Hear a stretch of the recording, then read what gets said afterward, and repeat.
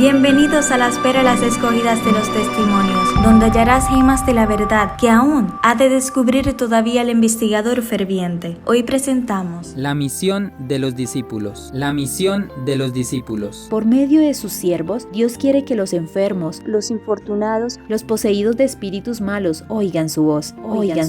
Mediante sus agentes humanos, desea ser un consolador cuyo igual el mundo no conoce. La misión de los siervos de Cristo es un alto honor y un cometido sagrado. El que quiera confesar a Cristo debe tener a Cristo en sí. El que quiera confesar a Cristo debe tener a Cristo en sí. Hola, ¿qué tal, queridos amigos y hermanos? Que la bendición del Padre nuestro Señor Jesucristo les bendiga rica y poderosamente, y bienvenidos a su programa Las Perlas Escogidas de los Testimonios. Y referente al tema en cuestión, hemos de recordar y entender que, llamando a los 12 en derredor de sí, Jesús les ordenó que fueran de 2 en 2 por los pueblos y aldeas. Ninguno fue enviado solo, sino que el hermano iba asociado con el hermano, el amigo con el amigo. Así podían ayudarse y animarse mutuamente, consultando y orando juntos, supliendo cada uno la debilidad del otro. De la misma manera, envió más tarde a los 70. Era el propósito del Salvador que los mensajeros del Evangelio se asociaran de esta manera. En nuestro propio tiempo, la obra de evangelización tendría mucho más éxito si se siguiera fielmente este ejemplo. tal fue la orden y la sabiduría de Jesús para con los discípulos, tal el modelo de la iglesia del camino, tal la manera de obrar la iglesia del desierto,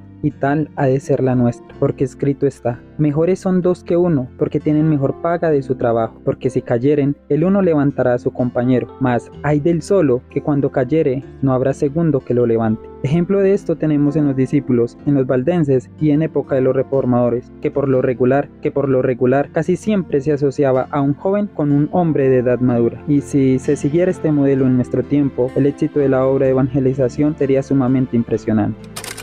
Los discípulos en su primera gira. ¿Cuál era su misión? ¿Cuál era su objetivo? ¿A dónde debían ir? Veamos. En esta primera gira, los discípulos debían ir solamente a donde Jesús había estado antes y había conquistado amigos. Su preparación para el viaje debía ser de lo más sencilla. No debían permitir que cosa alguna distrajese su atención de su gran obra, despertarse oposición o cerrarse la puerta a labores ulteriores. No debían adoptar la indumentaria de los maestros religiosos ni usar un atavío alguno que los distinguiese de los humildes campesinos. No debían entrar en las sinagogas y convocar a las gentes a cultos públicos. Sus esfuerzos debían limitarse al trabajo de casa en casa. No habían de malgastar tiempo en saludos inútiles, ni en ir de casa en casa para ser agasajados. Pero en todo lugar debían aceptar la hospitalidad de los que fuesen dignos, de los que les diesen bienvenida cordial como si recibiesen al mismo Jesús. Debían entrar en la morada con el hermoso saludo: paz sea a esta casa. Ese hogar iba a ser bendecido por sus oraciones, sus cantos de alabanza y la presentación de las escrituras en el círculo de la familia. Estos discípulos debían ser heraldos de la verdad y preparar el camino para la venida de su maestro. El mensaje que tenían que dar era la palabra de vida eterna. Y el destino de los hombres dependía de que lo aceptasen o rechazasen. Para impresionar a las gentes con su solemnidad, Jesús dijo a sus discípulos: y cualquiera que no os recibiere ni oyere vuestras palabras, salid de aquella casa o ciudad y sacudid el polvo de vuestros pies. De cierto os digo que el castigo será más tolerable a la tierra de los de Sodoma y de los de Gomorra en el día del juicio que a aquella ciudad. Ya que la misión de los siervos de Cristo es un alto honor y un cometido sagrado. El que os recibe a vosotros, dice él, a mí recibe, y el que a mí recibe, recibe al que me envió. Ningún acto de bondad a ellos manifestado en su nombre dejará de ser reconocido y recompensado. Y en el mismo tierno reconocimiento, él incluye a los más débiles y humildes miembros de la familia de Dios. Cualquiera que diere a uno de estos pequeñitos un vaso de agua fría solamente, a aquellos que son como niños en su fe y conocimiento de Cristo, en nombre de discípulo, de cierto os digo que no perderá su recompensa. Tal es la bendición prometida, tal será la recompensa, que si recibes a un discípulo profeta del Señor, estáis recibiendo a Cristo mismo. ¿Deseas recibir una visita del Hijo de Dios, de Cristo el Señor? ¿Deseas cenar con Él? Ábrele la puerta de tu corazón y entrará el Señor en la persona de sus discípulos con el mensaje de salvación. Ábrele la puerta a Jeremías, Nehemías, Isaías, Ezequiel, Daniel y a todos los libros del Antiguo y Nuevo Testamento y recibirás la recompensa que el Señor ha prometido. Y en medio de su misión, ¿cómo han de trabajar los seguidores del Señor? Los seguidores de Cristo han de trabajar como Él obró. Hemos de alimentar a los hambrientos, vestir a los desnudos y consolar a los dolientes y afligidos. Hemos de ministrar a los que desesperan e inspirar esperanza a los descorazonados. Y para nosotros se cumplirá también la promesa. Irá tu justicia delante de ti, y la gloria de Jehová será tu retaguardia. El amor de Cristo manifestado en un ministerio abnegado será más eficaz para reformar al que yerra que la espada o el tribunal. Estas cosas son necesarias para infundir terror al violador de la ley. Pero el amante misionero puede hacer más que eso. Con frecuencia, el corazón se endurecerá bajo la reprensión, pero se enternecerá bajo el amor de Cristo. El misionero puede no solo aliviar las enfermedades físicas, Sino que puede conducir al pecador al gran médico. quien es capaz de limpiar el alma de la lepra del pecado. Por medio de sus siervos, Dios quiere que los enfermos Los infortunados los poseídos de espíritus malos, oigan su voz. mediante sus agentes humanos, desea ser un consolador. Cuyo igual el mundo no conoce. Por tal motivo, queridos misioneros del Señor, siervos del Dios Altísimo, se nos dice que Los siervos de Cristo no han de actuar según los dictados del corazón natural. Necesitan tener una íntima comunión con Dios. No sea que bajo la provocación El yo se levante y ellos dejen escapar un torrente de palabras inconvenientes. que disten mucho de ser como el rocío y como las suaves gotas que refrescan las plantas agostadas. Esto es lo que Satanás quiere que hagan, porque estos son sus métodos. Es el dragón el que se aira.